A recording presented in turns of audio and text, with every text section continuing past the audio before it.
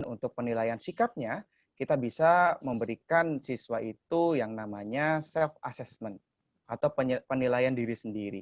Di mana penilaian diri sendiri itu nantinya seorang guru harus mengembangkan terkait poin-poin yang mana menjurus kepada suatu sikap dan itu harus oleh siswanya.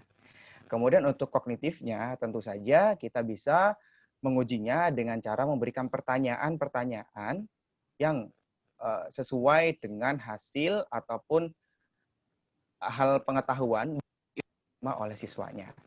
Jadi itu ya, ini untuk yang praktikum secara nyata tapi di rumah. Psikomotorik menggunakan bukti otentik, sikapnya menggunakan self assessment, pengetahuannya dengan tes kognitif sesuai dengan topik yang dipraktikumkan. Kemudian untuk yang virtual, nah memang untuk yang psikomotorik yang virtual ini kita seperti yang saya katakan, virtual laboratory itu hanya menggunakan keyboard dan mouse. Kayak gitu. Kemudian kalau hanya menilai itu saja, mungkin kurang tidak bisa menggantikan hal yang nyata untuk psikomotoriknya. Kemudian jika memang di settingan dari virtual lab itu biasanya, karena ini settingan ya maksudnya, meskipun tidak semuanya settingan, alat itu biasanya disetting secara berurutan. Misalnya alat ini tidak akan bisa menimbulkan suatu aksi jika tidak sesuai urutannya gitu. Meskipun ada beberapa virtual lab itu memang acak bisa dilakukan. Jika dia melakukan hal yang salah, dia tidak akan menimbulkan suatu reaksi. Jika benar, dia menimbulkan suatu reaksi seperti itu. Dan menurut saya memang untuk menilai psikomotoriknya untuk yang virtual laboratori itu cukup sulit gitu.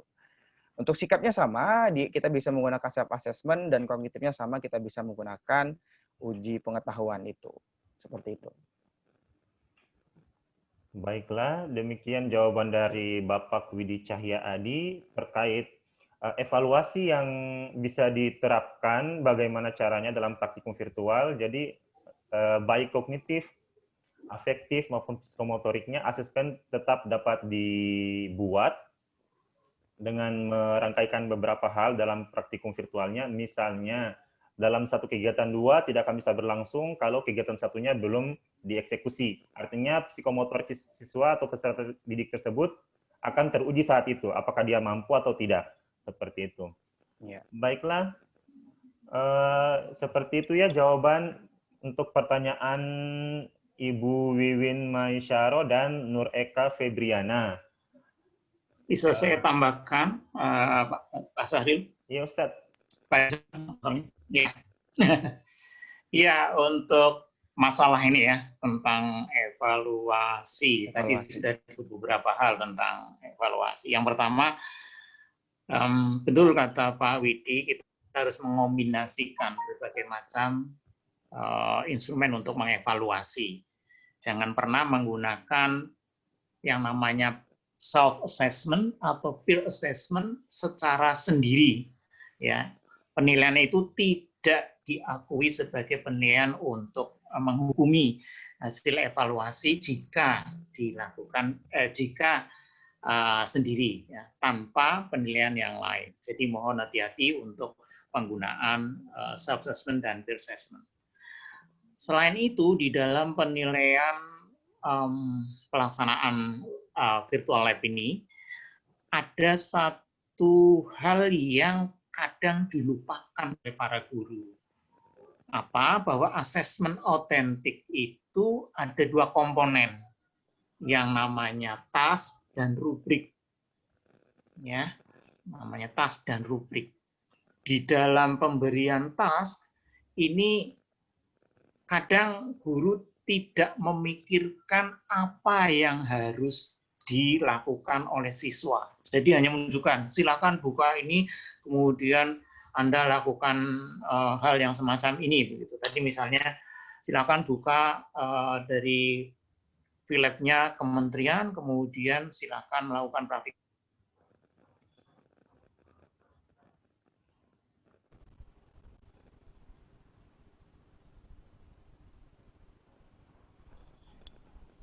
Halo, Ustaz. Ustadz Saiful. Iya, Ya, silakan Ustadz. bagaimana? Tadi Oh, terputus. oh gitu ya. Iya, Oke. Sampai di mana saya ketika terputus? tadi yang asesmen autentik, yang tas dan rubrik, yang baru dijelaskan tasnya saja. Oh gitu ya. Iya, bahwa guru kadang-kadang lupa untuk menyampaikan task, ya, menyampaikan tugas yang jelas, ya. Dia hanya menyusun rubrik yang tidak pernah diketahui apa sebenarnya tugasnya siswa. Nah, ini hati-hati, karena itu keduanya harus berjalan beriringan agar siswa kemudian bisa melakukan apa yang seharusnya dilakukan atau membuat inovasi, berkreasi apa yang seharusnya dia lakukan. Nah, dalam kerangka project BIS tentu saja didorong untuk berinovasi, untuk berkreasi. Misalnya jangan memerintahkan teteskan reagen A kepada zat A, zat B, zat C, dan misalnya ya. Tapi silakan siswa untuk berkreasi. Misalnya ada siswa yang meneteskan reagennya bukan hanya 1 tetes, tapi sampai 5 tetes, nanti dilihat apa yang terjadi dan sebagainya. Tapi itu dipersilakan. Nah, itu hal-hal yang membuka ruang inovasi, ruang kreasi bagi para siswa. Kemudian dievaluasinya tentu saja guru harus mengembangkan rubrik tersendiri untuk itu. Tetapi saya ingatkan sekali lagi, ketika mengembangkan rubrik jangan lupa task yang menyertai rubrik tersebut. Ya, kira-kira itu. Ya, terima kasih Ustadz Saiful atas tambahan jawabannya. Jadi dari Bapak Widi Cahya Adi tadi menjelaskan, kemudian ditambahkan oleh Pak Saiful yang menegaskan bahwasannya dalam membuat asesmen autentik diharapkan kepada para pendidik untuk tetap memperhatikan tas dan rubriknya. Jadi rubriknya bagaimana dan tasnya pun bagaimana disesuaikan dengan kondisi lingkungan peserta didik tersebut agar asesmennya tepat guna, seperti itu. Baiklah, berikutnya ini ada yang raise hand dari Ibu Emma Mega. Silakan Bu untuk meng-unmute. Bismillahirrahmanirrahim. Assalamualaikum warahmatullahi wabarakatuh. Waalaikumsalam warahmatullahi wabarakatuh. Perkenalkan, saya Ibu Emma dari SMIT Karden Hasanah Banjarbaru, dari Kalimantan Selatan, Bapak. Salam kenal untuk para narasumber, Ustadz Saiful, Bapak Widi, juga rekan-rekan, teman-teman, kayaknya adik-adik mahasiswa juga. Salam kenal dari Kalimantan Selatan. Terima kasih, sedikit dulu sampaikan di sini ucapan terima kasih yang sangat banyak, luar biasa, karena materinya sangat menarik, terutama kami para guru dalam mengajar biologi. Sebenarnya banyak pertanyaan yang ingin saya sampaikan, tetapi alhamdulillah dari beberapa pertanyaan teman-teman yang sudah ada di chat tadi juga sudah mewakili apa yang saya tanyakan. Cuman di sini mudah-mudahan nanti Ustadz Saiful mau sedikit menjelaskan lagi ya, karena saya tertariknya ke ini Pak, ke model pembelajaran IKRO tadi. Sempat di awal-awal waktu Ustadz memaparkan, saya ada mendengar istilah model pembelajaran IKRO. Nah, mungkin mudah-mudahan berkenan untuk hari ini sedikit memberikan gambaran lagi, mungkin sintaknya atau bagaimana, karena saya tertarik sekali dengan proses model pembelajaran seperti itu. Mungkin itu, kemudian lagi yang kedua untuk Pak Widi, mungkin saran aja Pak Widi, gimana kalau ke depannya atau next time-nya nanti ada sedikit pelatihan lah untuk virtual lab bagi guru-guru, apalagi kami yang sudah istilahnya angkatan tua Pak ya, untuk penggunaan ini agak sedikit kelimpungan bagaimana gitu. Jadi alhamdulillah dengan ikut webinar ini membuka wawasan, membuka pikiran kami terutama yang dari luar, ternyata di luar sana orang sudah banyak sekali melakukan tahapan-tahapan yang luar biasa. Jadi seperti itu aja Bapak, mudah-mudahan bisa diberikan masukan kepada kami. Begitu saja Pak, terima kasih. Assalamualaikum warahmatullahi wabarakatuh. Waalaikumsalam warahmatullahi wabarakatuh. Terima kasih pertanyaannya Ibu Emma. Untuk Bapak Saiful Ridho, mohon untuk lebih dijelaskan terkait model pembelajaran Iqra yang Bapak telah rekomendasikan di presentasi tadi sebagai salah satu model yang bisa diterapkan di masa pandemi ini. Kemudian untuk Bapak Widi Cahya Adi, sekiranya bisa memberi pelatihan kepada guru-guru maupun pendidik lainnya terkait virtual lab tersebut. Monggo Pak Saiful. Ya, terima kasih. Saya izin untuk share tadi yang di bagian yang ditanyakan oleh Ibu Emma. Ibu Emma.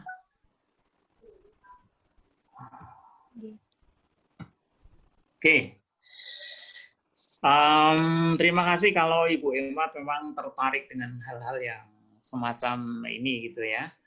Oke, ini sebenarnya menjadi gagasan saya waktu penelitian dulu, gagasan untuk mengajarkan ketika itu CTL konteksnya ya, contextual teaching and learning pada saat itu. Nah, karena tahun 2005 itu saya mengembangkannya. Ini bukan saya maksudkan pada waktu itu untuk pembelajaran di menemukan kasus-kasus khusus semacam ini di era new normal semacam ini, tetapi mungkin ketika pada era new normal itu kemudian bisa dikaji lebih mendalam bagaimana kemungkinan pelaksanaannya. Ya. Intinya demikian, bahwa ketika saya menyebut pembelajaran Iqra itu, saya terinspirasi oleh surat Al-Alaq memang ya. Iqra bismi rabbikal ladzi khalaq itu. Ya, 5 ayat pertama itu saya tertarik bahwa pelajaran pertama bagi seorang manusia itu diperintahkan untuk membaca, untuk Iqra ya. Kemudian saya terjemahkan. Langkah pertamanya konseptualisasikan. Oke. Ya, dikonseptualisasikannya itu mulai dari sana itu siswa diajak untuk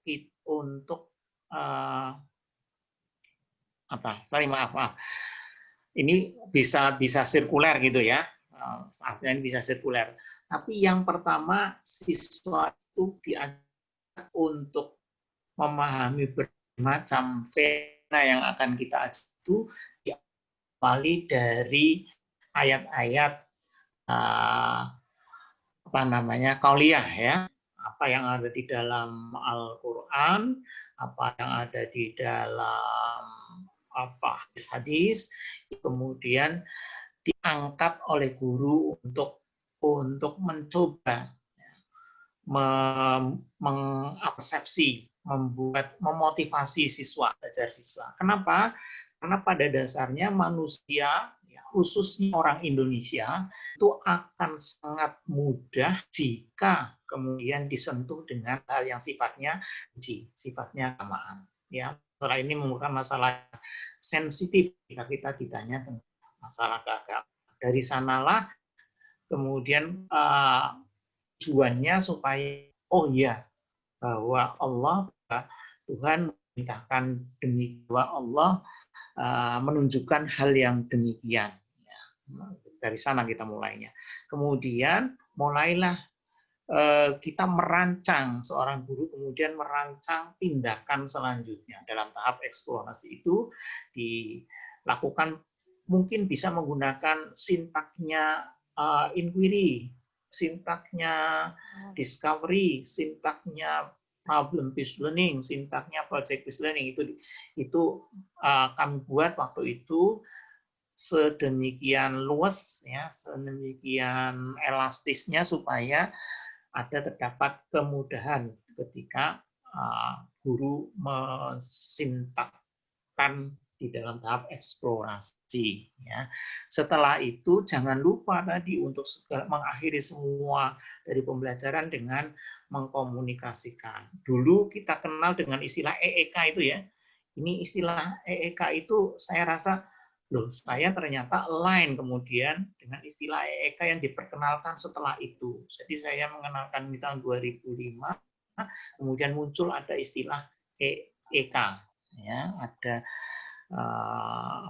eksplorasikan, komunikasikan itu, ya, itu apa namanya align di sana. Nah, ini sintaks secara umumnya sederhana, ada 3 itu saja. Itu Bu Emma untuk apa model pembelajaran mikro yang dulu pernah saya kembangkan. Intinya tadi bahwa pertama kita harus men-trigger ya dengan menimbulkan emosi, karena kita tadi tahu bahwa masyarakat kita masyarakat religi. Kemudian di akhir dari semua proses jangan lupa mengkomunikasikan, kita mengembalikan dari apa yang dihasilkan dari pembelajaran, kemudian kita konfirmasikan dengan tadi ayat-ayat kauliyah dan kauniyah yang kita bisa jadikan tadi sandaran. Ya, saya kira itu sudah banyak dilakukan, tetapi mungkin tidak tertata. Ya, saya kira itu, Pak Risa. Ya, terima kasih Ustadz atas penjelasan mode pembelajaran Iqra. Baiklah, sebelum saya menarik garis merahnya, saya persilakan kepada Bapak Widi Cahyadi untuk menanggapi saran dan masukan dari Ibu Emma. Audionya, Dek.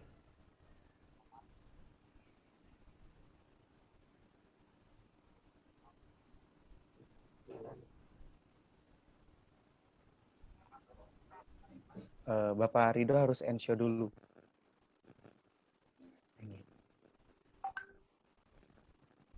Oke, terima kasih Ibu atas saran yang telah diberikan.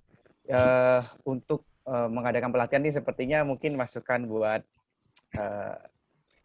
IAIN Kendari mungkin bisa menyediakan forum lagi untuk pelatihan seperti itu Ibu. Namun jika memang belum ada forum yang memadai, saya rasa untuk platform virtual laboratory yang menurut saya cukup mudah dan bisa dipahami itu adalah fitur yang disediakan oleh Kemendikbud. Nanti Bapak Ibu bisa mengunjungi website tersebut, kemudian nanti bisa pilih yang percobaan biologi. Kalau nggak salah di situ ada 4 fitur 4 fitur yang bisa. Oke, langsung saya share screen aja ya biar Betul. biar nyata gitu. Sebentar.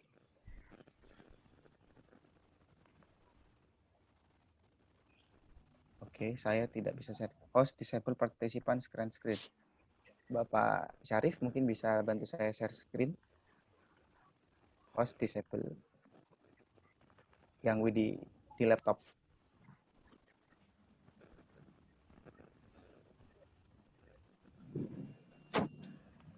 Oke. Belum bisa. Oke, siap. Oke, nah Bapak Ibu bisa kunjungi website ini, insya Allah itu memang sangat sederhana dan saya rasa bisa dicoba-coba. Kemudian barusan saya juga ngecek di YouTube, di situ ada beberapa orang yang sudah mengembangkan tutorial praktikum menggunakan VLab ini, seperti itu.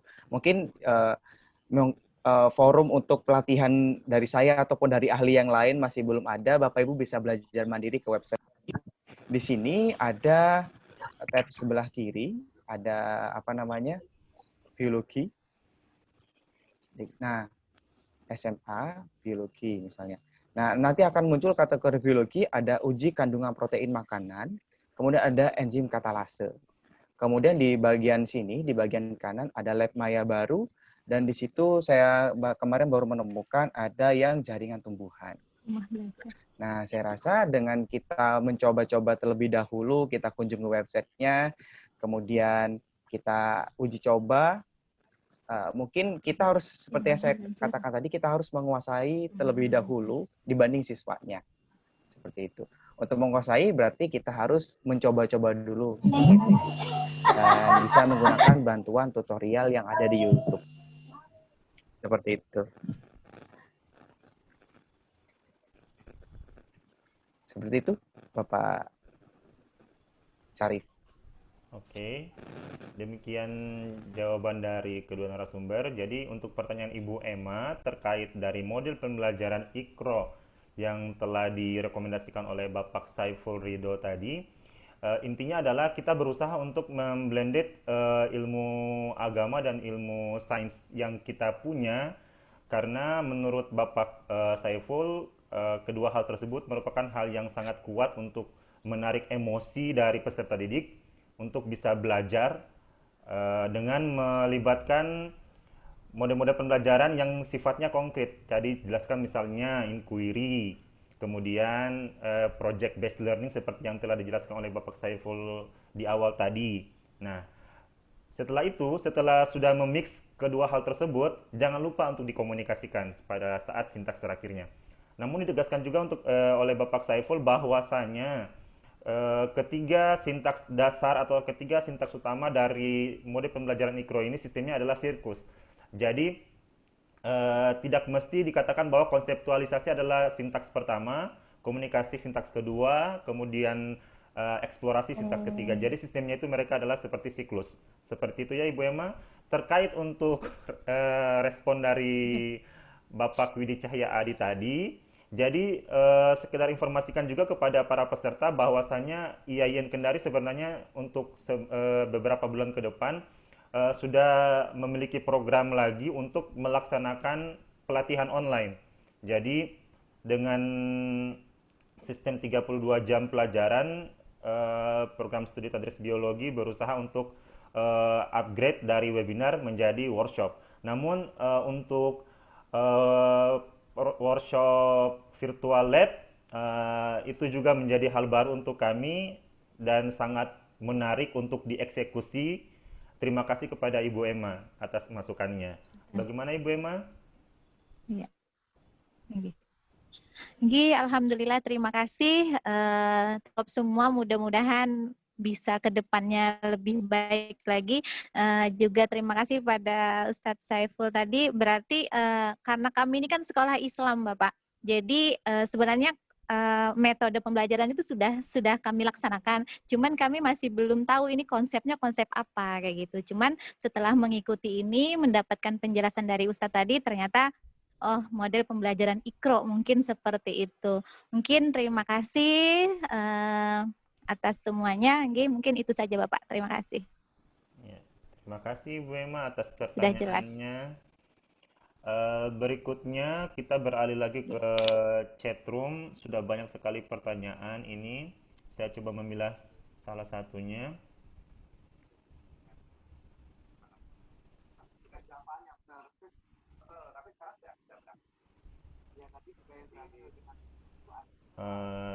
Ini mungkin seperti curhat ya, yang mungkin bisa direspon dari Bapak Syariful Hadi. Hanya sebagai informasi, untuk praktik virtual memang banyak mengalami kendala dalam pelaksanaannya, terutama kesiapan peserta didik dan orang tua. Untuk di tempat kami itu mungkin sekitar 30% siswa mengalami kendala, bukan karena jaringan, tetapi karena anak tersebut tidak memiliki fasilitas, misalnya PC, HP. Akhirnya dengan terpaksa anak yang mengalami kendala tersebut didatangkan ke madrasah untuk menerima tugas dan mengerjakannya di madrasah, tentunya tetap dengan protokol kesehatan dan seizin orang tua. Oke, Pak Syariful, terima kasih atas curhatnya. Tadi sudah dijelaskan juga oleh Pak Widi bahwasanya praktikum virtual hanya sebagai alternatif. Jika memang masih bisa untuk praktikum secara nyata baik di lab dengan protokol maupun mandiri di rumah, monggo disilahkan. Berikutnya dari Saudari Marice Agustinus Walukou, dalam melakukan penilaian memungkinkan terpenuhi penilaian sikap, keterampilan, dan pengetahuan. Bagaimana melakukan penilaian yang baik apabila kita terkendala dengan jaringan di suatu daerah? Contoh kasus yang saya alami, bila saya menggunakan aplikasi Zoom untuk mengajar, jumlah mahasiswa yang hadir itu paling hanya 20 dari 60. Sedangkan bila menggunakan grup chat WhatsApp, hampir semua mahasiswa itu aktif. Bagaimana melakukan penilaian sikapnya? Ini pertanyaan untuk Bapak Saiful Ridho. Kedua, untuk mahasiswa yang memang tidak punya jaringan di kampungnya, solusi terbaiknya bagaimana untuk melakukan pembelajaran maupun praktikum ini bisa dijawab oleh kedua narasumber. Monggo Pak Saiful, terkait penilaian sikap dengan keterbatasan jaringan. Iya, saya coba untuk mengurai itu di chat sudah coba saya jawab singkatnya. Untuk Pak Sariful Hadi tadi saran saya ya kemudian variasikan, jangan hanya menggunakan metode yang sinkron tetapi asinkron agar siswa itu bisa belajarnya itu di mana saja, kapan saja begitu ya. Tidak perlu berebut dengan orang tuanya kan ketika orang tuanya sudah tidak menggunakan laptop ataupun komputer, si anak kemudian bisa menggunakan dan sebaliknya ya, bisa untuk mengerjakan. Nah, misalnya orang tua diminta memberi kesempatan anak sekedar mengetahui tasnya apa, tugasnya apa, ya. Kemudian silakan laptopnya digunakan kembali pada saat anak sudah siap, kemudian bisa diarahkan lagi untuk mengunggah apa yang harus diunggah yang menjadi pekerjaannya. Yaitu itulah kelebihan dari asinkron itu demikian, ya. Tidak melulu harus ada student engagement yang intens gitu ya. Kemudian untuk Bu Marice juga sudah coba saya jawab itu dengan teks, maka gunakanlah berbagai macam platform yang memungkinkan begitu. Bukan hanya di tempat Ibu tinggal, di daerah perkotaan, di daerah Semarang juga ya, itu di tempatnya Pak Widi itu, di sebelah kampusnya Pak Widi ada daerah yang sudah cukup maju itu sebenarnya, tetapi juga mengalami kendala dalam berbagai macam jaringan. Nah, gurunya kemudian mengakalinya bagaimana caranya, dia tetap menggunakan berbagai macam platform yang bisa dimungkinkan untuk ke sana. Kalau pakainya bisa menggunakan WA ya WA untuk bisa menggunakan laptop ya laptop, kalau basisnya Android jadi buat Android dan sebagainya. Itu menggunakan berbagai macam cara memang dibutuhkan keterampilannya oleh guru. Ketika kemudian ini pertanyaannya apalagi ya Bu Marice, memang tidak punya jaringan di kampusnya, solusi yang terbaik itu apa gitu ya? Ya, kampus yang tidak punya jaringan ya. ini gimana ya, kampus modern kan kampung, Di kampung ya, solusi yang terbaik itu apa ya, memang ini kendala tersendiri ketika saya mengajarkan kepada mahasiswa saya kemudian beralasan Pak di tempat saya tidak. Nah, cobalah Anda keluar dari kampung Anda kemudian mengerjakan seperlunya dari apa yang menjadi tugas belajar Anda. Yang pasti saya menuntut komitmen Anda untuk bisa belajar. Kan seperti tadi diungkap di pertama, tadi Bu Nurma mengatakan apatis itu kan salah satu sikapnya demikian kan. Artinya mahasiswa atau mahasiswa itu ketika menghadapi kendala semacam itu tidak boleh menyerah harusnya, tetapi itu merupakan tantangan ya. Misalnya tadi saya contohkan untuk ya guru mempersilahkan siswa dengan cara asinkron ya, siswa kemudian keluar dari kampungnya ya dengan protokol tertentu tentu saja ya, kemudian di mana terdapat sinyal disitulah dia bisa belajar ya. Ini kan perlu komitmen dari siswa ya. Nah, karena itu menumbuhkan sikap yang skeptis itu sangat diperlukan pada masa-masa semacam ini. Ya, motivasi yang terus-menerus diperlukan oleh para siswa kita. Oke, saya kira itu, Pak Rizal. Ya, terima kasih Ustadz atas jawabannya. Sebelum saya kembalikan ke Ibu Marice, dipersilakan kepada Bapak Widi Cahya Adi untuk merespon pertanyaannya. Oke, terima kasih. Sebenarnya sudah disampaikan oleh Bapak Saiful ya, bahwasanya bisa menerapkan dengan pembelajaran yang asinkron kayak gitu. Kemudian jika memang tidak memiliki jaringan sama sekali, saya jadi teringat bahwasanya pembelajaran jarak jauh ini bagi kampus universitas terbuka merupakan bukan hal yang baru, di mana kampus terbuka memang sudah menerapkan pembelajaran jarak jauh. Dan kampus terbuka itu punya yang namanya modul. Seperti yang kita ketahui bahwasanya modul merupakan salah satu bahan ajar yang membuat siswa untuk belajar secara mandiri. Memang tantangannya adalah untuk mengembangkan modul dengan tahapan 1, 2, 3-nya itu memang cukup membutuhkan waktu, seperti itu. Jadi alternatif solusi yang sekarang, saya mengikuti saran dari Bapak Saiful, menggunakan pembelajaran yang asinkron yang mungkin bisa tidak dilakukan secara live dan membutuhkan jaringan yang kuat, gitu, atau juga bisa merespon siswa masih.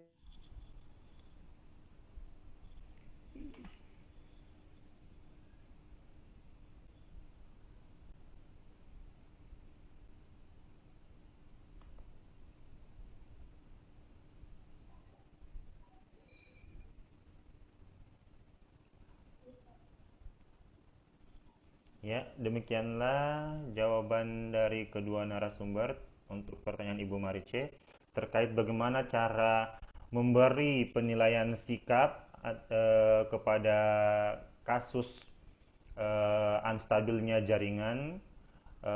Pak Saiful menyarankan bahwasanya kita sebagai pendidik itu harus memblended sistem belajarnya, sistem mengajarnya, sistem pembelajarannya, baik menggunakan asinkronus maupun sinkron, agar penilaian sikap tersebut bisa menjadi konkret dan bisa dinilai oleh pendidiknya. Kemudian untuk respon dari Bapak Widi Cahya Adi terkait pertanyaan Ibu Marice, kita bisa bercermin dari universitas terbuka yang sejatinya memang sejak berdirinya sudah menerapkan sistem belajar jarak jauh, pembelajaran jarak jauh.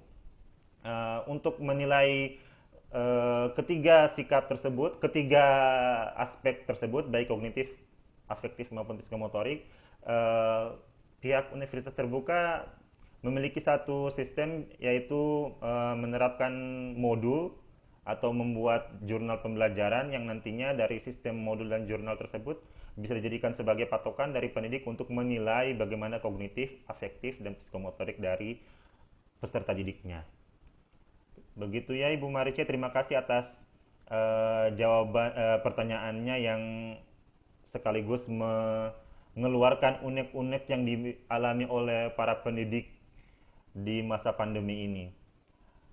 Berikutnya ya Pak Riza, maaf.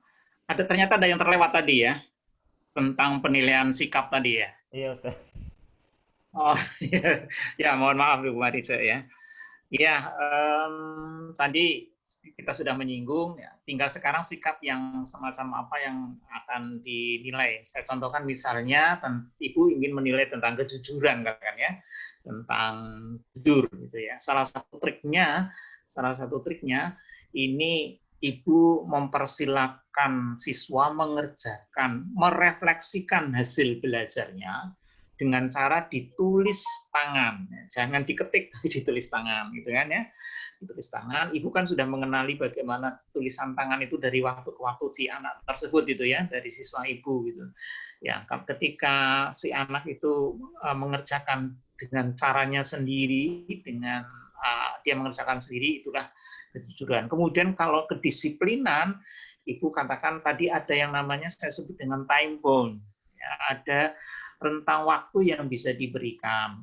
Ketika siswa itu menunjukkan niat baik untuk mengerjakan di saat pada rentang waktu yang sudah ditentukan, itu berarti dia bisa, salah satunya indikator dari sikap kedisiplinan. Kalau curiosity, rasa ingin tahu yang tinggi, kalau Ibu bisa memperhatikan bahwa si siswa itu aktif di dalam kelompoknya, kemudian senantiasa mengajukan berbagai macam permasalahan, ya, bahkan sekali-kali memprotes mungkin apa yang dilakukan oleh guru. Ibu kalau mengajar jangan hanya memberikan tugas kepada saya, tapi Ibu harus melakukan begini, itu ya. Itu kan salah satu sikap yang bisa ditunjukkan tentang ketertarikan, tentang minat bagaimana siswa itu belajar apa yang diajarkan oleh ibu. Saya kira hal-hal yang semacam itu yang bisa kemudian kita tetap bisa laksanakan di dalam pembelajaran yang secara daring atau virtual. Nah, demikian Pak Azhar. Ya, terima kasih Ustadz atas tambahan jawabannya. Jadi untuk menilai sikap di masa pandemi ini terkait dengan unstabilnya jaringan, Ustadz Saiful memberikan beberapa alternatif. Yang pertama yaitu dengan memberikan tugas menulis jurnal yang ditulis tangan. Dari situ bisa dilihat kesungguhan mahasiswa atau siswanya. Yang kedua, memberikan batas waktu kepada peserta didiknya. Yang ketiga, dengan melihat bagaimana rasa ingin tahu dari siswa tersebut. Nah, dari ketiga hal tersebut,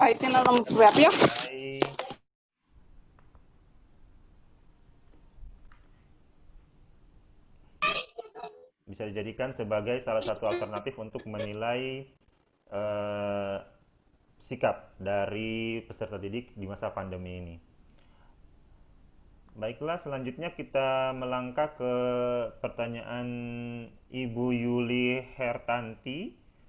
Assalamualaikum, salam hormat untuk Pak Dr. Saiful, dosen saya di Pasca UNES. Oke, Pak Ustadz dapat salam dari Ibu Yuli Hertanti. Dan saya ajukan pertanyaan untuk Pak Widi. Oh, jadi cuman beri salam kepada Pak Saiful dan bertanya pada Pak Widi. Oke, boleh Bu Yuli. Untuk Pak Widi terkait dengan lab virtual, saya pernah pelatihan dengan para mahasiswa dan dosen UIN Kudus, tidak mudah, plus yang saya ambil itu mata pelajaran fisika. Jadi kami pasti berlatih lagi untuk KBM-nya. Oleh karena itu sekolah kami hanya menerapkan praktikum kontekstual saja. Mungkin ini maksud dari Ibu Yuli, alternatif yang bisa Pak Widi berikan kepada Ibu Yuli terkait mata pelajaran IPA ya, karena di IPA SMP itu belajarnya bukan cuma biologi tapi fisika juga. Baiklah, kepada Bapak Widi disilahkan untuk menanggapi pertanyaan dari Ibu Yuli. Oke, terima kasih. Sebelumnya saya ingin bertanya dulu kepada Ibu Yuli, ini pelatihan penggunaan virtual laboratory atau pelatihan pengembangan virtual laboratory? Kira-kira apa Ibu Yuli? Ada nggak Ibu Yuli? Kira-kira ini pelatihan penggunaannya atau pelatihan pengembangannya?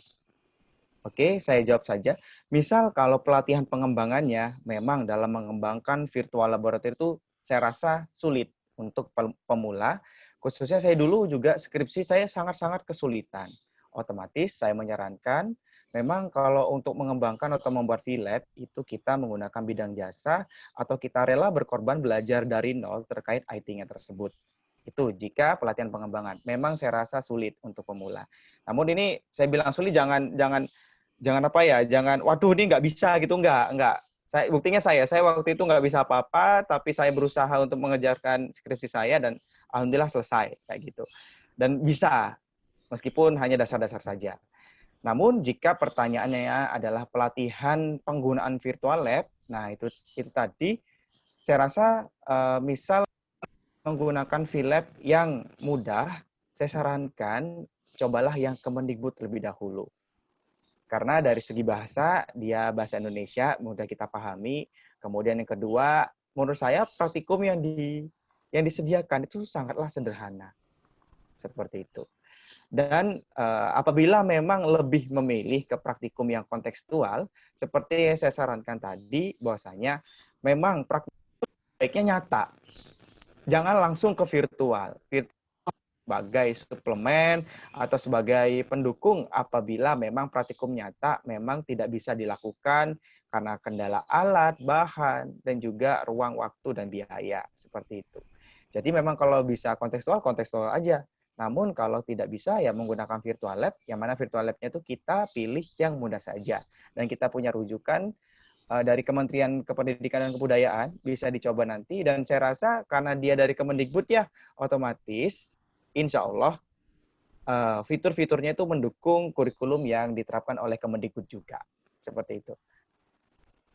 Ya, Terima kasih atas tanggapan dari Bapak Widi Cahya Adi terkait pertanyaan dari Ibu Yuli. Jadi ada dua alternatif jawaban yang diberikan Pak Widi atas pertanyaan Ibu Yuli. Yang pertama, jika yang dimaksud Ibu Yuli adalah pengembangan virtual laboratorium, memang hal tersebut tidak semudah yang dibayangkan. Jadi butuh keterlibatan pihak-pihak yang memang berkompeten terkait dengan pengembangan virtual lab tersebut. Jadi pihak IT, pihak dari yang mengerti tentang kurikulumnya, itu semua dibutuhkan untuk bisa mengembangkan suatu aplikasi virtual laboratorium.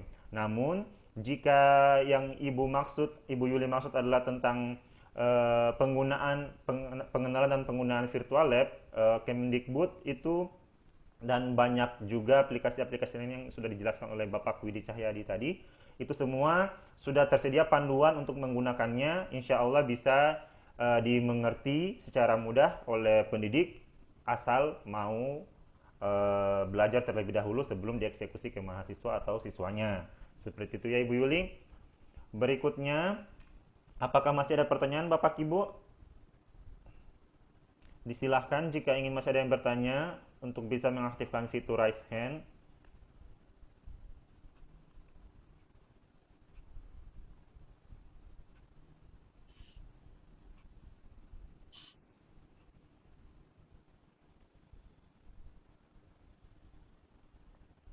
Ini ada titipan pertanyaan sebenarnya dari teman di WA kepada Bapak Widi Cahya Adi. Apakah semua aplikasi virtual lab yang Bapak telah jelaskan itu sudah bisa diakses secara gratis atau bagaimana? Silakan Pak Widi Cahya Adi untuk merespon pertanyaan tersebut. Oke, terima kasih. Link yang sudah saya share itu sebenarnya sudah saya beri keterangan. Ada yang gratis, ada yang berbayar. Jadi ya kita harus, terkadang beberapa orang pengen dihargai atas karyanya dan itu hak mereka. Jadi namun beberapa link yang saya share nantinya mungkin tolong dibantu share ya kepada Bapak Ibu panitia nanti di PowerPoint saya itu ada yang gratis memang. Ada yang gratis, kemudian ada juga ada yang berbayar. Untuk yang Kemendikbud alhamdulillah gratis. Gitu. Kemudian kita harus juga maklum juga misalnya waduh kok tampilannya kok cuma 2 dimensi ya. Kok tampilannya hanya seperti ini ya. Ya namanya si developernya tidak meminta income bagi mereka, ya kita harus bersedia untuk menerima apa yang sudah disediakan. Cuma memang untuk yang Kemendikbud memang sudah ada panduannya. Namun di beberapa link yang saya kirimkan itu ada yang tidak dilengkapi panduan memang. Sehingga seperti saya katakan, jika kita mengembangkan kita mengembangkan penggunaan virtual lab itu seorang guru harus mengembangkan suatu panduan atau pertanyaan pengarahan seperti yang disarankan oleh Bapak Saiful tadi ya. Bahwasanya kita harus memicu siswa untuk mampu berpikir, tidak menuntun mereka teteskan dan seterusnya gitu. Ya, yang harus kita lakukan pertama, kita lihat virtual lab-nya dulu, kita kuasai dulu maksud dan tujuan virtual lab ini, penggunaan fiturnya apa saja. Kemudian setelah kita memahami, barulah kita membuat suatu pengarahan kepada mahasiswa atau mahasiswa bagaimana sih cara menggunakan, namun secara tidak langsung. Seperti itu. Jadi kembali lagi ke pertanyaan, link yang saya kirimkan itu sudah ada keterangannya, ada yang gratis atau tidak. Silakan dicoba. Jika memang di link tersebut menyediakan panduan, alhamdulillah. Jika tidak ada, jangan mudah menyerah, pahami, kuasai virtual laboratorinya, kemudian susulah dalam suatu panduan yang kita nanti akan berikan kepada siswa kita. Seperti itu. Ya, terima kasih kepada Bapak Widi Cahyadi atas jawabannya. Jadi terkait dari gratis atau tidaknya aplikasi virtual laboratorium yang telah dipaparkan oleh Bapak Widi Cahyadi semua sudah dijelaskan dan diberi keterangan di materi presentasi beliau. Kemudian yang namanya gratis berarti jangan mengeluh jika misalkan ada keterbatasan dalam aplikasinya. Oleh karena itu di presentasi tadi Bapak Widi Cahyadi juga telah menjelaskan bahwasannya baiknya kita mengembangkan sendiri virtual laboratorium, atau jika memang tetap menggunakan aplikasi yang gratis, kita yang harus inisiatif untuk menambah beberapa hal yang berhubungan dengan praktikum tersebut guna ketercapaian tujuan pembelajaran. Baiklah, kita beralih lagi ke room chat. Sepertinya belum ada pertanyaan. Ini cuma ada respon dari Pak Syariful Hadi. Terima kasih Bapak Saiful. Alhamdulillah, sebenarnya kami sudah melakukan, hanya dari segi istilah sinkron asinkronus itu bagi kami adalah hal yang baru. Selama ini kami memadukan beberapa media, misalnya Classroom, WhatsApp, dan Facebook. Yang mengalami kendala itu biasanya di Classroom. Kemudian dapat mengirim tugasnya lewat WA. Hanya yang betul tidak ada fasilitas sama sekali yang kami hadirkan ke madrasah, baik harus dikerjakan di madrasah ataupun dikerjakan di rumah, diserahkan kembali ke madrasah. Sekali lagi terima kasih.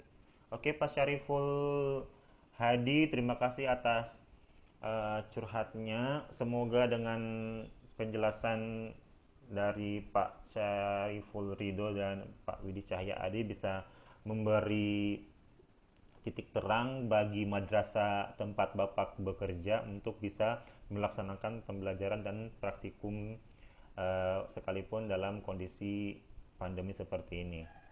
Baiklah Bapak Ibu, apakah masih ada yang ingin bertanya? Dipersilahkan, kami masih bisa punya waktu 5 sampai 7 menit untuk merespon pertanyaan dari para peserta. Jika masih ingin menanyakan sesuatu kepada kedua narasumber hebat kami ini, disilahkan.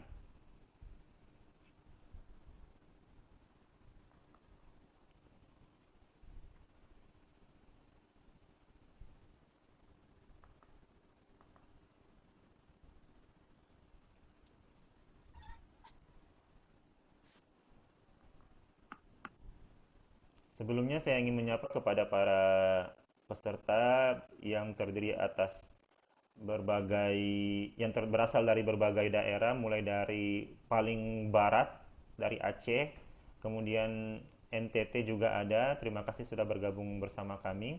Para dosen, terima kasih. Para guru apalagi, dan mahasiswa-mahasiswa yang punya waktu luang untuk mengikuti kegiatan webinar ini. Terkait dengan daftar hadir yang telah kami share di grup, itu merupakan daftar hadir yang berbasis Zoho, sehingga itu berbeda dengan e-sertifikat yang Bapak Ibu butuhkan ke depannya. Terkait e-sertifikat akan kami serahkan pada saat akhir diskusi ini. Baiklah, ternyata masih ada satu pertanyaan sebelum kami tutup ya. Jadi ini adalah pertanyaan terakhir dari Ibu Umi Nur Afini Dwi Jayanti, Masya Allah namanya. Untuk fillet yang pernah Mas Widi kembangkan, apakah bisa diseminasikan Mas? Karena sangat menarik itu filletnya. Siapa tahu bisa membantu guru-guru dalam melaksanakan praktikum yang relevan dengan topik fillet yang sudah dikembangkan. Mungkin bisa dibuatkan dalam bentuk CD, compact disc ya maksudnya, ini yang sudah ber-ISBN. Monggo Pak Widi. Oke, terima kasih atas ini Mbak Vini nih. Mbak Vini ini adalah orang yang mengundang saya untuk terlibat dalam suatu seminar waktu itu di Universitas Islam Negeri Sumatera Utara. Terima kasih Mbak Vini, karena Mbak Vini saya hadir di sini. Oke, sangat ingin sekali saya nge-share tentang media yang sudah saya kembangkan waktu skripsi S1. Namun kendalanya memang karena extension dari media saya menggunakan extension exe, yang mana extension tersebut tidak bisa dikirim melalui email. Cuma memang ada beberapa siasat. Kemudian dalam bulan ini, insya Allah saya ingin menghakikan terlebih dahulu. Ya, setelah itu, insya Allah saya akan meminta izin ke pembimbing 1 dan 2 saya skripsi, dan akan saya nanti. Mungkin kepada saya khususan untuk Bapak Ibu yang ada di seminar ini, mungkin nanti bisa simpan kontak saya misal nanti saya ingin meminta media yang saya hakikan tadi sudah selesai, akan saya sharing seperti itu. Dan perlu kami informasikan, media yang sudah saya kembangkan itu adalah sistem ekskresi. Oke, ini saya sharing sebentar. Nah, seperti ini. Di sini ada menu praktikumnya, ada pembedahan tikus, kulit, ginjal, hati, paru-paru, dan juga uji urin. Coba kita bayangkan sebentar ya, seperti ini misalnya. Namun ini tidak seperti waktu itu saya masih satu, mungkin kurang sebayangannya yang Bapak Saiful sarankan bahwasanya ini tidak bisa dicoba-coba Bapak. Maksudnya harus sesuai itu. Harus sesuai dengan urutan, bisa dicoba-coba. Ini contohnya. Kemudian bisa dicoba-coba itu hanya praktikum yang kulit. Kita bisa permainan suhu di sini. Suhu misalnya suhu normal, apa yang terjadi jika suhu apa yang terjadi.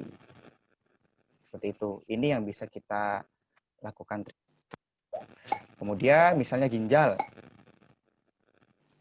Kalau yang ginjal, 3 perlakuan, ada minum 1 gelas air, 3 gelas minum kopi. Kira-kira apa perbedaan hasil yang nantinya akan? Kalau ini saya menggunakan hasil yang terkait dengan ADH, jumlah ADH, dan juga hasil urin yang gitu, volume urin maksudnya. Di sini siswa bisa ngezoom, misalnya apa sih yang terjadi di glomerulus misalnya. Oh, ternyata di situ ada proses filtrasi.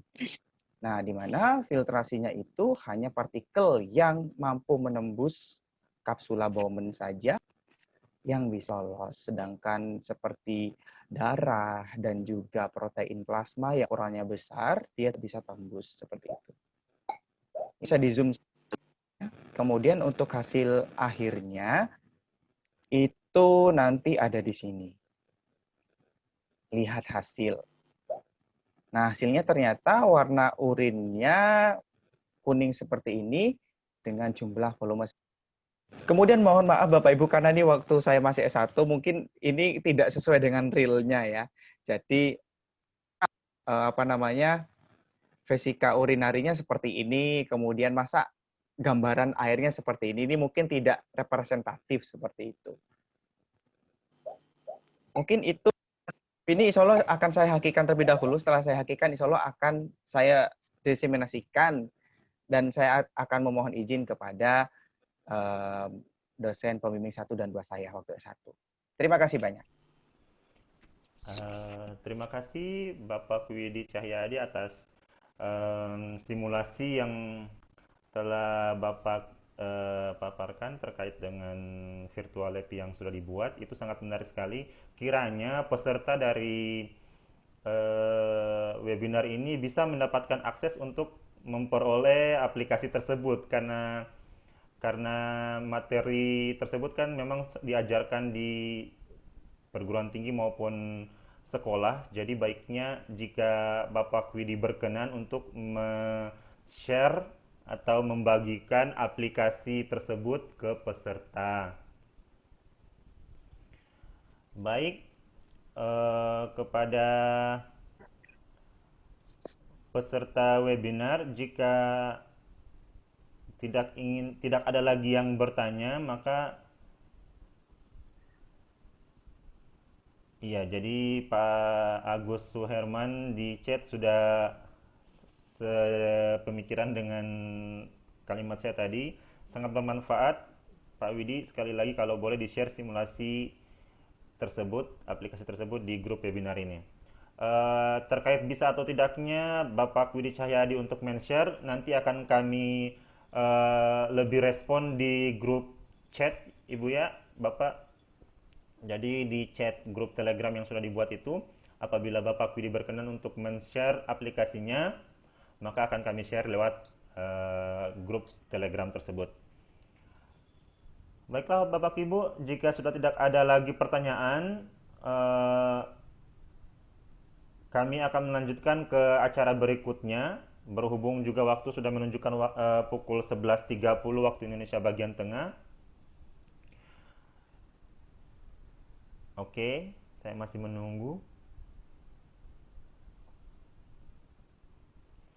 Sambil menunggu 1 menit ini sebelum 11.30, saya sampaikan kepada para peserta untuk link e-sertifikat ya. Untuk link e-sertifikat yang akan Bapak Ibu terima akan kami share pada saat kegiatan ini berakhir. Olehnya itu jangan langsung leave dari room meeting Zoom ini, karena melalui chat room ini link untuk e-sertifikat itu akan kami bagikan. Jadi bukan berarti sudah mengisi e-presensi maka kami mendapatkan e-sertifikat seperti yang lalu-lalu di webinar 1 dan sesi 2. Di kali ini berbeda karena kami membutuhkan ingin mengupgrade sistemnya dengan melibatkan adanya tanda tangan. Jadi di e-presensi tadi memang membutuhkan tanda tangan Ibu sebagai validasi, dan kemudian akan ada link untuk e-sertifikat dengan nomor seri yang berbeda. Jadi setiap orang dari peserta kegiatan akan memperoleh nomor-nomor sertifikat yang berbeda. Baiklah, kita sudah masuk di jam 11.30, itu artinya kita harus mengakhiri sistem pertanyaan dari acara dari presentasi dan diskusi interaktif oleh kedua narasumber.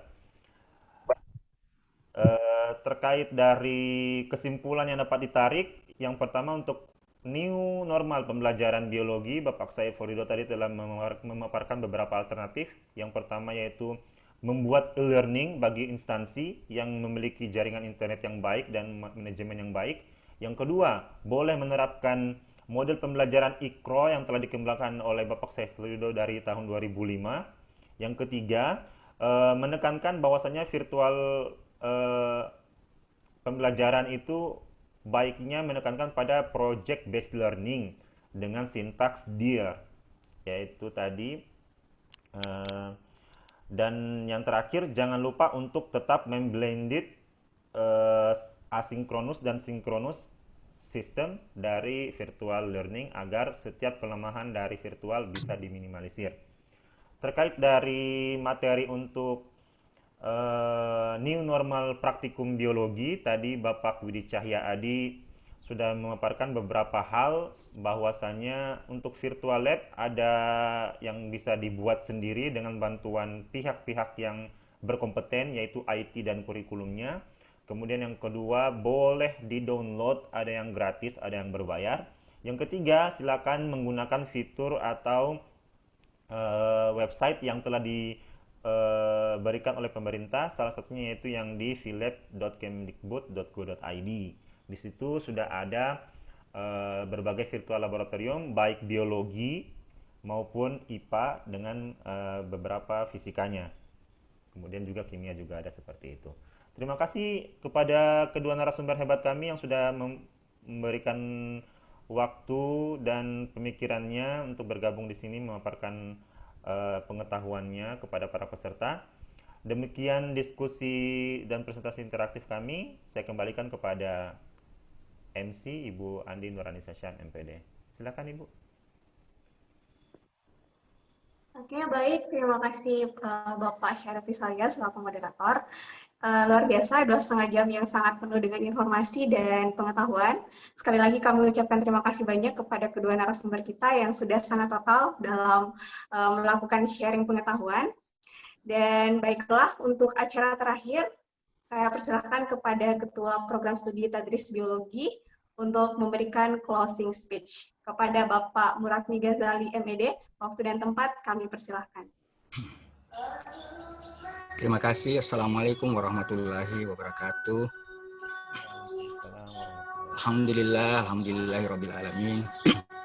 Wassalatu wassalamu ala asyrafil anbiya'i wal mursalin wa ala alihi wa ashabihi ajmain. Amma ba'du. Alhamdulillah, patut kita mensyukuri bahwa acara hari ini kita sudah terselenggara dengan baik. khusus pada program studi tadris biologi, kami melihat kegiatan ini merupakan bridge atau jembatan keilmuan dalam upaya membangun kapasitas penyelenggaraan proses pembelajaran pada program studi biologi. Saya kira bukan saja dalam bidang pembelajaran biologi, dalam bidang lain pun juga yang mengintegrasikan kurikulumnya dengan kegiatan praktek, saya kira bisa menjadi refleksi begitu pentingnya model pembelajaran virtual sebagai upaya alternatif untuk menjaga proses pembelajaran agar bisa terselenggara dengan baik. Apalagi dalam kondisi dan situasi sekarang ini menuntut digunakannya pembelajaran online secara full atau replacement. Jadi saya yakin dengan materi yang telah kita dapatkan pada hari ini benar-benar memberikan bekal kepada kita semua, bukan saja bagi para dosen, tetapi juga para mahasiswa. Tentunya ini untuk mengaktifasi adanya pertanyaan-pertanyaan dari berbagai pihak, terutama para mahasiswa banyak yang bertanya. Mereka merasa bingung bagaimana proses pembelajaran praktikum tanpa harus melakukan kegiatan di lab atau di laboratorium. Saya kira webinar hari ini sudah menjawab pertanyaan ini. Paling tidak bahwa ada keyakinan bagi kita semua bahwa dengan teknologi informasi dan komunikasi yang kita miliki sekarang ini bisa menjaga kualitas pembelajaran kita meskipun dalam kondisi apapun. Jadi saya kira sekali lagi saya mengucapkan kepada kedua pemateri kita hari ini, yaitu Bapak Dr. Saiful Rida dan Bapak Widya Yudi atas sharing ilmunya. Benar-benar sangat bermanfaat. Terima kasih. Barakallah. Insya Allah pada webinar berikutnya kita akan menghadirkan tema-tema yang lebih menarik dan diharapkan menjadi kebutuhan kita bersama untuk mewujudkan terselenggaranya pembelajaran yang berkualitas. Saya kira ini saja yang dapat saya sampaikan. Wassalamualaikum warahmatullahi wabarakatuh. Waalaikumsalam warahmatullahi wabarakatuh. Ya, itulah tadi closing speech yang disampaikan oleh Ketua Prodi Tadris Biologi Fakultas Sarjana dan Ilmu Keguruan Yayan Kendari. Dan besar harapan kami juga agar kegiatan-kegiatan seperti ini akan terus terlaksana. Semoga kita semua senantiasa diberikan kesehatan dan juga kesempatan. Selanjutnya untuk link di presensi, bagaimana panitia, apakah sudah bisa di-share?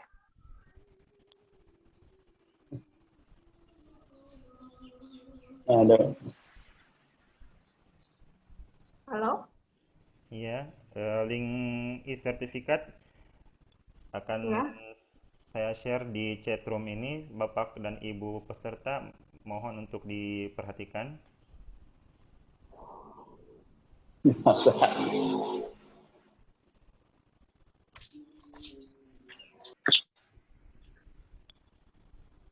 Oke, baik. Jadi untuk mengakses sertifikat sudah ada di kolom chat. Dipersilakan kepada seluruh partisipan untuk segera mengisi.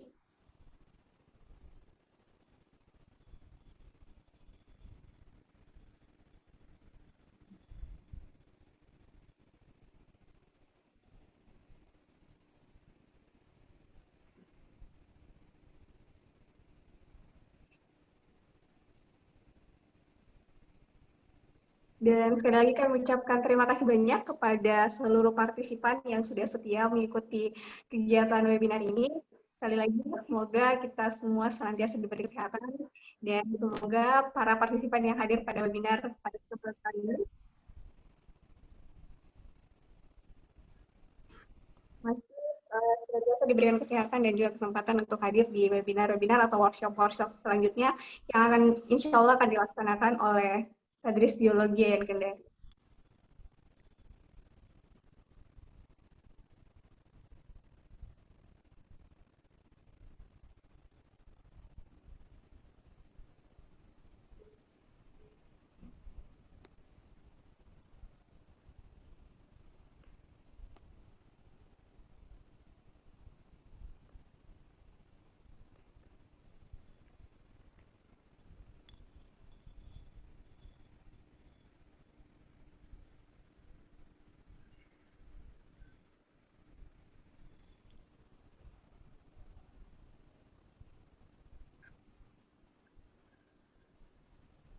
mungkin bagi peserta yang sudah mengisi link e-sertifikat, sudah diperkenankan untuk live kalau misalnya ada aktivitas lain yang ingin dikerjakan. Kita foto bersama dulu, Dek. Oh ya, oke. Oke, mohon maaf, mungkin ada sesi foto-foto bersama dulu untuk dokumentasi. Oke, diharapkan kepada para peserta untuk mengaktifkan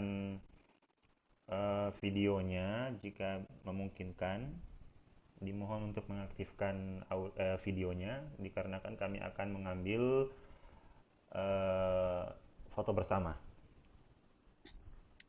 Oke, saya mulai dari halaman pertama. Ini ada 5 halaman.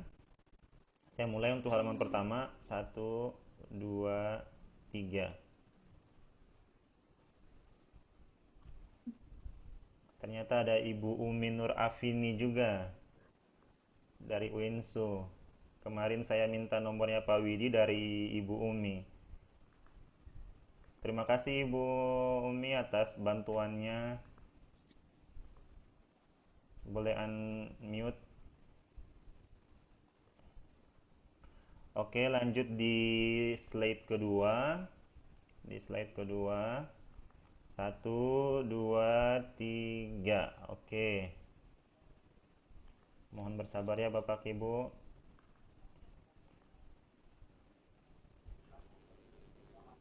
Saya lanjut di slide ketiga.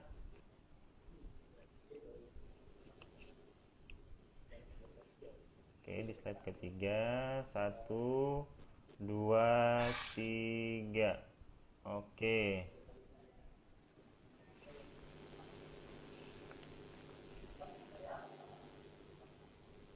Dan terakhir di slide keempat. 1, 2, 3. Oke. Nggih, Prof. Oh, nggih. Oh, nggih. CPNS. Baiklah, kepada Bapak Ibu peserta webinar sesi 3 yang sangat kami hormati, jika sudah mengisi presensi dan sertifikat yang sudah kami share di chat room ini, dipersilakan untuk boleh dipersilakan untuk meninggalkan room meeting atau boleh untuk mengaktifkan unmute-nya jika ingin menyapa narasumber Pak Saiful dan Pak Widi Cahyadi. Dipersilakan.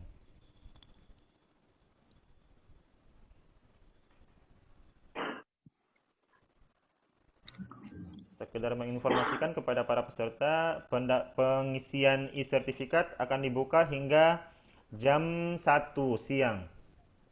Ya. Jadi diharap kepada semua peserta untuk segera mengisi dan mengecek emailnya karena sertifikat akan langsung terkirim di email tersebut. Terima kasih. Bisa kirimkan ulang anunya, daftar hadirnya. Oh, daftar hadirnya Pak. Oke. Kirim ulang karena saya tidak lihat tadi di sini. Di chat saja, di chat.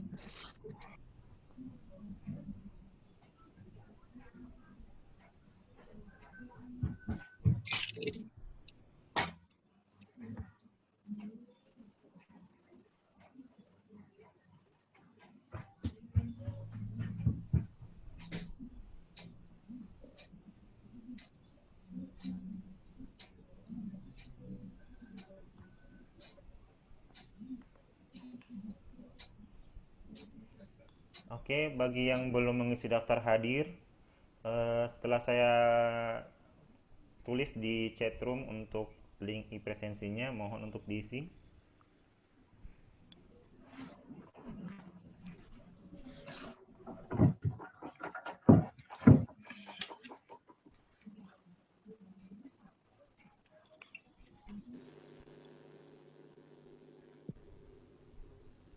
maaf Pak. Iya, bagaimana? Assalamualaikum Pak. Waalaikumsalam. Salam. Untuk Ustadz saya pula masih ada di sini. Ah, Masih Bu. Oh, ya.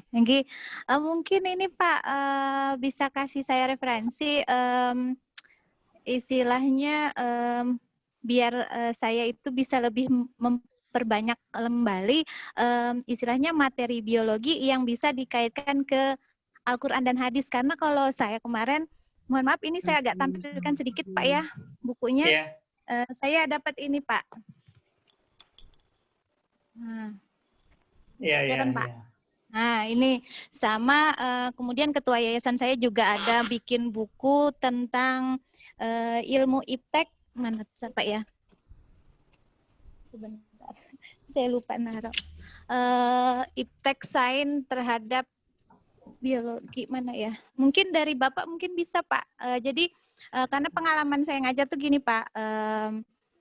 Kemarin itu yang sempat saya masukkan ke RPP saya lah istilahnya itu tentang penciptaan manusia Bapak. Nah di situ kan konteks ilmu kita kan bisa Pak ya kita sisipkan dengan materi agamanya kayak gitu. Nah mungkin kalau yang lain mungkin Bapak bisa kasih masukan buat saya Bapak. Iya. Lama ya saya tidak mendalami, sudah tidak mendalami lagi dengan model yang tadi itu, sehingga agak ini Bu, kehilangan referensi dan sebagainya itu. Jadi mohon maaf. Tapi beberapa saya juga lupa ya ditaruh di mana itu. Saya pernah punya juga beberapa macam buku itu ya. Sehingga iya mohon dengan maaf dengan sebesar-besarnya kalau memang tidak bisa menghadirkan yang semacam itu. Ya, yang pasti itu di kampusnya Pak Widi itu mengembangkan kurikulum yang baik namanya Unity of Science. Ya, bagaimana mengonsepkan Unity of Science-nya di UIN itu, karena yang kenal dengan keagamaan di sana itu mungkin malah penelitian tentang hal tersebut lebih banyak itu di UIN ya, di UIN Wali Songo maksud saya, Wali Songo Semarang. UIN Wali Songo. UIN Wali Songo Semarang itu nama kurikulumnya Unity of Science. Unity of Science. Wahdatul Ulum ya. Bagaimana kemudian menyatukan antara basis keagamaan dengan pengetahuan modern. Nah, itu tempatnya Pak Widi malah itu. Semoga banyak sudah banyak penelitian di sana, semoga sih ya.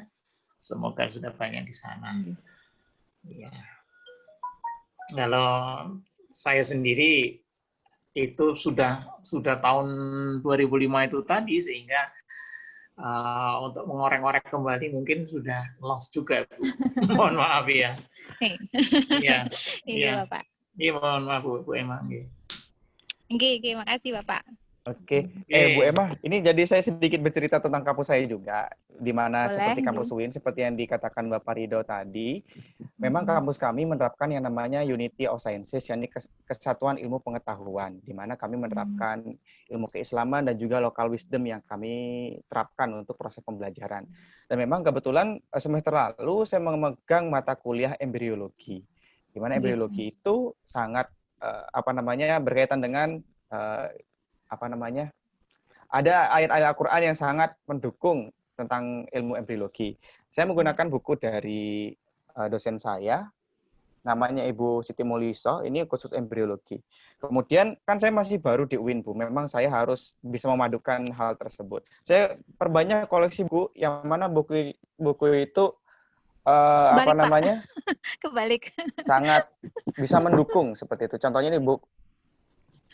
Kebalik. Oh iya, kebalik. Ini bukunya Dr. Zakir Naik.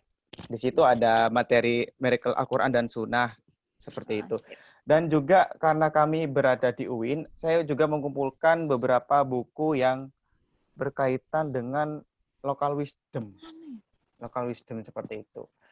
Dan benar yang dikatakan oleh Bapak Saiful tadi, bahwasanya penelitian kami banyak yang mengintegrasikan antara ilmu sains dengan Al-Quran. Namun memang kami masih lemah di publikasi, Bu. Jadi artikel-artikel mahasiswa memang belum kami koordinir untuk menjadikan sebuah karya yang terpublikasi. Seperti itu. Namun, ini kami sedang usahakan untuk lebih banyak publikasi. Mungkin saran saya, Ibu bisa mencari beberapa keyword tentang misalnya implementasi ilmu Al-Quran atau Sunnah dalam materi apa, gitu. Mungkin ada yang keluar juga. Dan sedikit bercerita juga untuk cara mengintegrasikannya, ilmu Islam itu sedang diteliti oleh kaprodi saya yang bernama Pak Listiono, yang kebetulan juga merupakan mahasiswa bimbingan Bapak Dr. Saiful. Kayak gitu.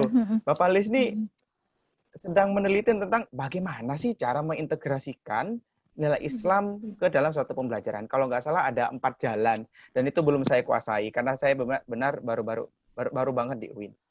Mungkin Bapak Saiful ada tambahan? Iya, iya memang ketika mengkonsultasikan kurikulum itu saya banyak diminta untuk pendapat ke sana ya. Untuk di UIN itu saya 2 kali ketika awal mula muncul ide tentang Wahdatul Ulum, Unity of Science itu di UIN itu harus seperti apa. Saya coba mengkonsepkan di sana bagaimana cara menghadirkan di kondisi realnya, dan kemudian saya dorong untuk